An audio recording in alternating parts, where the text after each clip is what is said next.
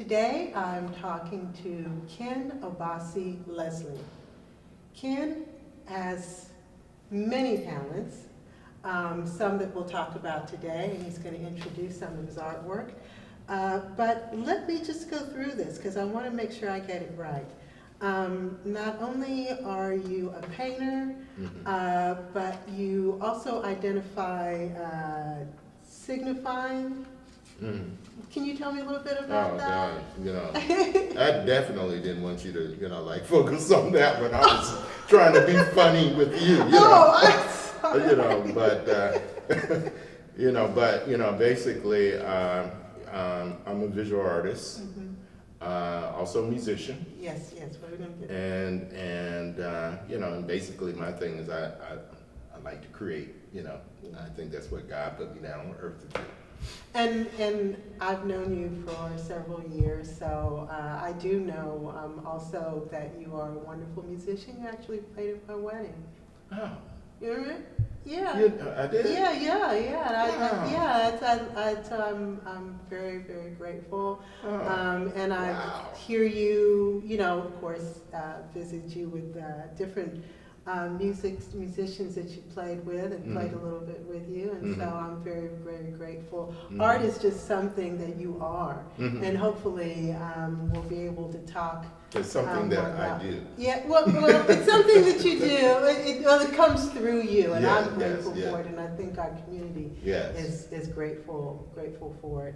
Well, tell me a little bit about that. Why do you? How do you differentiate between it's something that you do? I want to make sure because that's very important. I really think that we're here to, and my greatest thing is we're here to express the creativity that God has given us. And I don't want to pigeonhole and define myself by things because I do a lot of different things other than art. I get in the yard and work with the plants, and I plant vegetables, and I do music, and I do different things. So I don't want to just be defined as one thing, really, I'm not even defined by my name, Exactly. So basically I just kind of take it day by day, moment by moment, and say, well, this is what I'm doing at this time or whatever, and if other people want to see me as the artist, the musician, or whatever, that's fine. Okay. Well, let's talk about being in the moment, really embracing the moment is so important. It's almost something that our society has kind of really embraced, mindfulness, being in the moment, celebrating that. I also saw a little bit, I'd like to get to know a little bit about who the person is, how you embrace your understanding of yourself and that connection with your art. And one of the questions I asked was about maybe any kind of spirituality, anything. How do you see, or how do you see the connection between your sense of spirituality? You have some Christian, traditional Christian kind of background, as well as African spirituality in Yoruba. You want to kind of elaborate on that a little bit? Of course, I was raised Methodist. My mother and father went to Calvary Methodist Church right here in Cincinnati, and I still have connections, with the church, to a limited. But at one point in time, because of I've always loved doing research, is what I'm saying, and as an artist, the part of my process in doing art has been about research. And then I've gotten into, researching African religions, African cultural cosmologies or whatever, So that's one of the ways that I got connected with Europe, because I kept seeing the images and icons and everything, and I said, oh, this is beautiful. What is this about? And then one thing, and then I started incorporating that into my artwork, and then one thing led to another, and before you know it, I was going to what they call a misa, and then before, I got initiated into the religion and got to a point when I became my warriors. Right. So spirituality, I'm not, it's the same thing, when I was saying that, I don't want to be defined by this and defined by that, because I know everything is beyond image. Yes. And beyond images is my spirituality. Mm-hmm. It's my ministry, because everything that's here, all the images, everything that we see, everything that we touch in the corporeal world, is my words, is kind of like an illusion, Mm-hmm. and a lot of times, we get limited by our surroundings, our senses, and what we see, what we feel, and all that.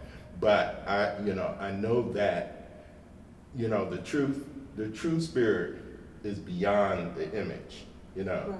and so that's my religion. That's my. So it sounds like once we try to Mhm. label something, Yes. put a name to it, Mhm. it almost takes away from what it really is. Yeah, well, a lot of times labels it comes up from perceptions, and a lot of times those powers that be or whatever, culture, society or whatnot, already they create labels, so in other words, they call that a tree over there, so we see the tree, we don't really see the tree, but we see the tree based upon how it's been defined.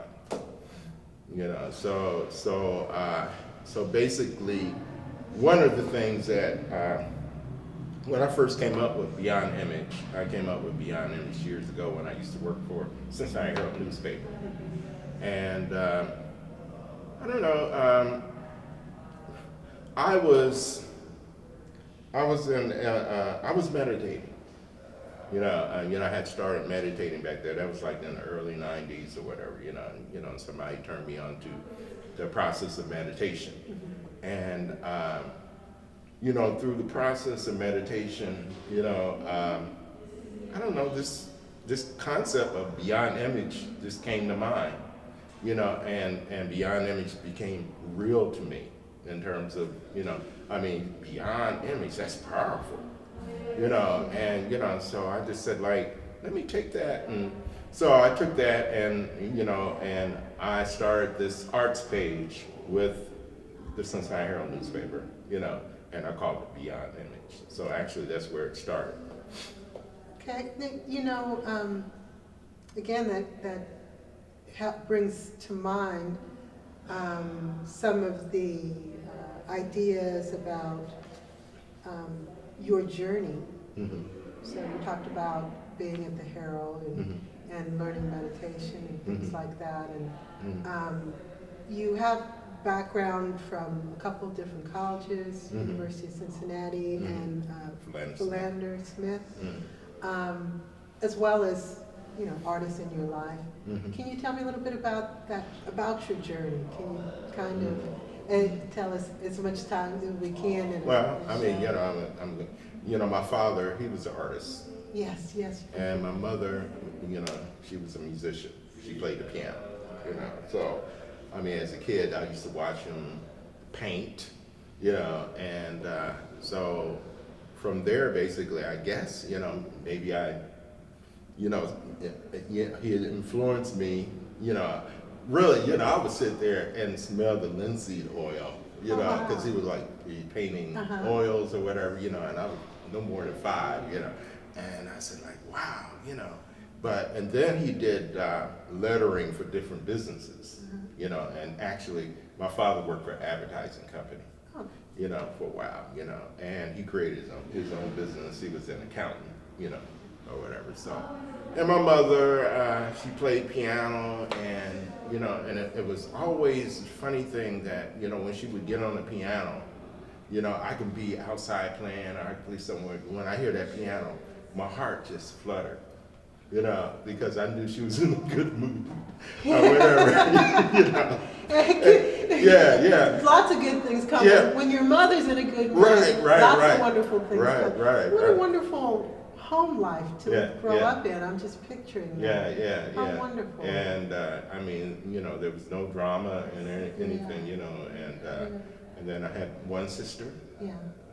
and you know, she's a playwright now, you know, so she's wrote a play called the you know, Okay. but it's been all over the world, Right. you know, so she writes and she's writing, you know, doing something else, but she's always been inspirational, you know. Right. You know, we've been kind of like, you know, bopping off of each other, you know, and everything. So childhood had been, I had a great childhood, you know. You know, I was thinking too, you know, that I would imagine, or in my mind, that there's this connection between art and what you create and love. Mm-hmm. Because it kind of came out of all this love in your home, being out playing, hearing the music, knowing that's your mother. Gosh, what that means, and smelling the linseed oil and being close to your father. And being what you call a Wow. dreamer, that my father used to always tell me. He said, "Boy, you're a dreamer," you know, and you know, so and I guess that was part of it too, because you know, I've always kind of like, you know, thought a little bit outside the box. You know, whether I really realized I was thinking outside the box or whatever. How do you think this all, can you give me an example of like some of your, how this kind of is played out in some of your artwork? Can you describe some of that? Okay. Your journey and your love and family? Well, I mean, you know, and seeing it's all a process, and you know, and in life, the journey of life, you know, it's not a linear type progression. You know, I mean, you know, you meet people, you meet situations, you run into different situations, different people influence you. You know, and you know, I mean, from I went to, well, I played music, you know, when I graduated from high school, you know, and I was connected with the people, you know, I used to go over to King's Recording and watch James Brown rehearse, and I was part of what you call the music community there in Evanston at that particular time, because it was a pretty thriving community, you know. And so first group I played with basically was the Italians, you know, or whatever. Then I played with other various groups. So from there, from the music thing, I went to school. Went to UC, you know, I got in UC, graduated from Withrow, you know, went to UC for a while. And there at UC, you know, I took art as a major in music, you know, art history. And then from there, I stayed there for a couple of years, and then I went on the road, you know, with the Spinners. Yeah. You know, so I lived in, you know, went on the road. I lived in Detroit for about 6 years, playing behind the Spinners, playing behind Laura Lee and other situations or whatever, you know. And after, you know, being with the Spinners, you know, I moved to Chicago and I lived with my sister there because she was going to Northwestern. So then there I met, you know, jazz musicians like the AACM organization and whatnot. You know, I started hanging with that, you know. So all of those influences, you know, I mean, you know, it's just, you know, it shaped my perception, Right. you know, and so, you know, it's kind of like, I used to, you know, I still love jazz, you know, it's just, and then, I don't know, you know, it's just I was doing art all the time, Right. you know, but, you know, I didn't really get serious about art until I came back from Detroit, you know, and to be honest with you, I met James Kwame Clay, Oh. you know, and Mr. Clay has been very instrumental into getting me out there, you know, because, you know, we used to hang together and, you know, he would find things and, you know, I come up with found objects or whatever, you know, he'd show me how to put them together and what, you know, and he was just inspiring, you know. Did you find that you like took what he was doing, like that inspired you to see the art in these found objects and creating this new art, and with the experiences that you'd already had, how did you take that and make it your own? Well, I mean, one of the things is that I've always loved his process of taking things and putting them together. And, and that, like, wow. I mean, it would be just stuff in the community, found objects and everything, so, and then, from working with him, I tried doing the same thing, I was like, God, this is that. And then, hey, it just became a part of me. I think spiritually it was the connection with the objects that we find. I've always had a connection with things, and it's just that as a kid I would take stuff apart and try to build it again or whatever. So I think that what he was doing was inspiring. People say, I've heard people say that things speak to them, or something it needs to say something. There's something, it's waiting for you to do something with it. Right. Kind of. Yeah, I mean, it's, that is, you could say that in a sense, I mean, it's just that, skipping forward, when talking about the Neo Ancestrals, art group. And of course, this is like early 90s that I met Tom Phelps, Jimmy Phelps, and Tom, he has a way of putting things together too, which, it was kind of like, wow, I love the way Kwame did it, and it was inspiring to me, but Tom would put things together and like, oh, wow. It was kind of like, it was a ritual to me. It was ritualistic. It was kind of like, I mean, when I would see the finished product, I almost wanted to get on my knees and give it reverence. Let's take a walk with Beyond Image TV. Tom has been, a large influence in our art, and he still is. It's the way that he puts things together, and I don't know, it's just Tom has always been kind of someone that I could not define, in terms of his spirit. So, he's an ongoing inspiration. We're really fortunate that we're at an exhibition of some of the neo-ancestralist work that has that you've been a big influence on, and there's other people who are part of this who have also influenced you, kind of like a dance. And like a dance. Yeah, like a dance. And we're since you talked about Tom Phelps, let's look at some of his work in particular, and you can kind of mention how he does some of his work. Well, over here is okay. Let's go over here and over here is so powerful. Yeah, this is a piece indicative of what Tom does, and as you can see that all the pieces are found objects, So that he has found on the street, I mean, the group is the neo-ancestralists. So what he incorporates are ancestral objects. You got an old chair.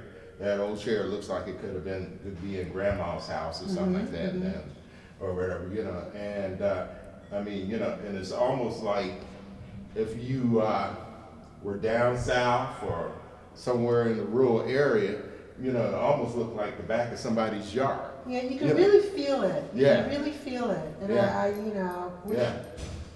we could just be here to take it in. But the way he puts it together, he puts it together as a throne. You know, I mean, you know, it's almost inviting you to walk into it and to sit in that chair, and behind the chair is almost like almost like a cross or an icon of, and one of the things that I believe that we need to be very close to. Remember our ancestors before, because they're inside us. They're here. Yeah, they're in our DNA. So Jimmy's work, this is Jimmy Jones' work, and basically he incorporates the found object, concept as well. But different from Tom. Jimmy is a pretty pronounced painter, and Jimmy, went to art school. I forget what school he graduated from, but he was the art director of Property Gallery many years, and he retired, some years back. So Jimmy is a wonderful painter, and at the same time, from us working together, we kind of like work like jazz musicians. That's what I was thinking Yeah, too. yeah, So yeah.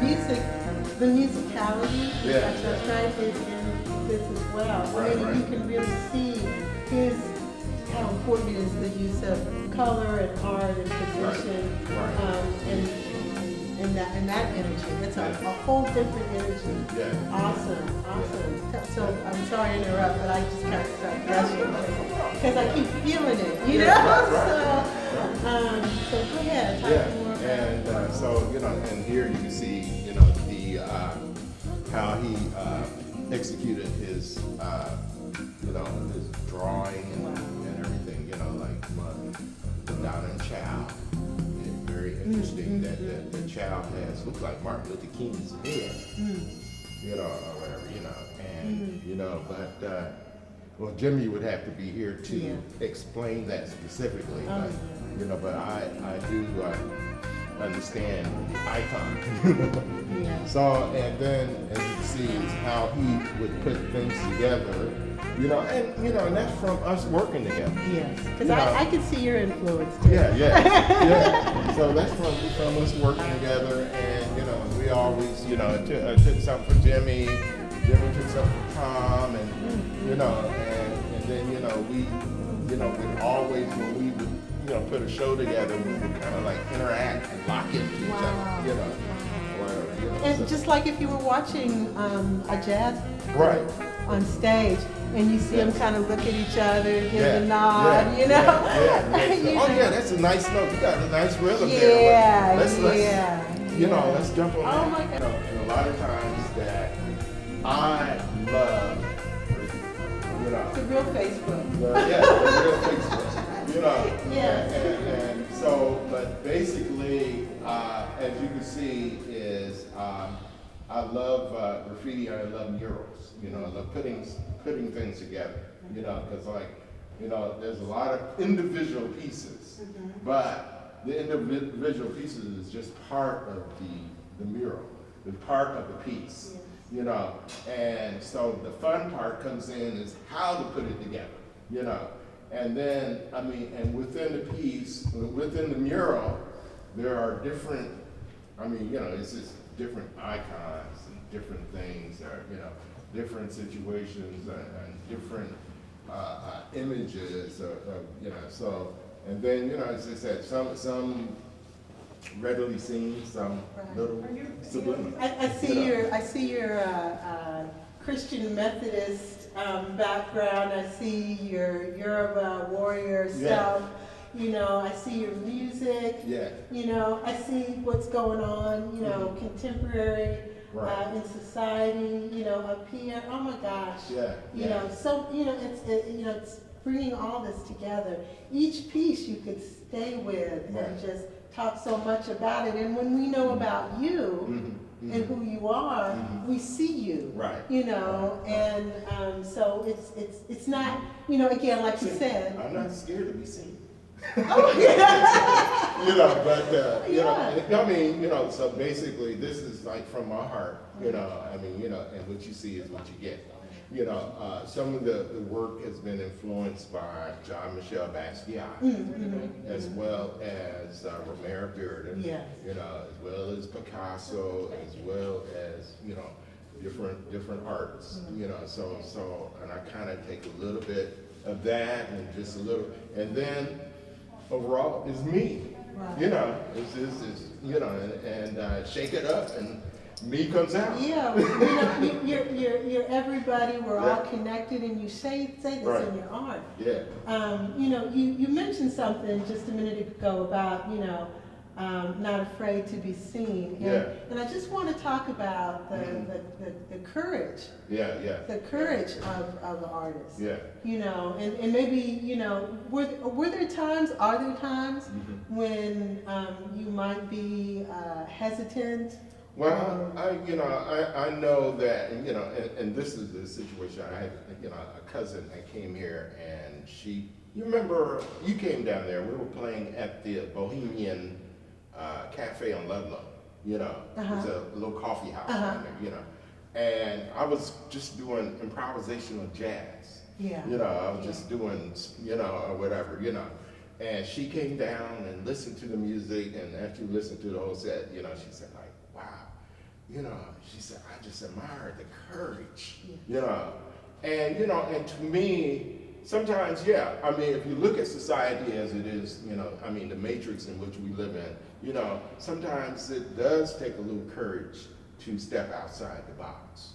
But at this particular time in my life, I'm not seeing it, I'm just seeing it as, this is what I'm supposed to do. Yes. You know, well, I mean, you know, it's just, hey, you know, it's just that I just want to express who I am, you know, and hopes that it could like inspire somebody else to express who they are. And again, like objects, you know, it needs to be, it has a voice, and it Right. needs to be heard, or Yeah. has something to say, and this is the time. Right. Now is the time for you to say that. Yes, It yes. has to be said, and I think Yes. what I hear you saying is that, you know, despite whatever else is going on, it needs to be said. Yeah, so. I want to really thank you Thank you. for doing this. Yes. This is awesome. This is awesome. Beyond Image TV. Beyond Image TV is an ongoing journey of interviews, conversations, journeys into the life of artists. Artists who want to share their music, their poetry, their painting, their sculptures.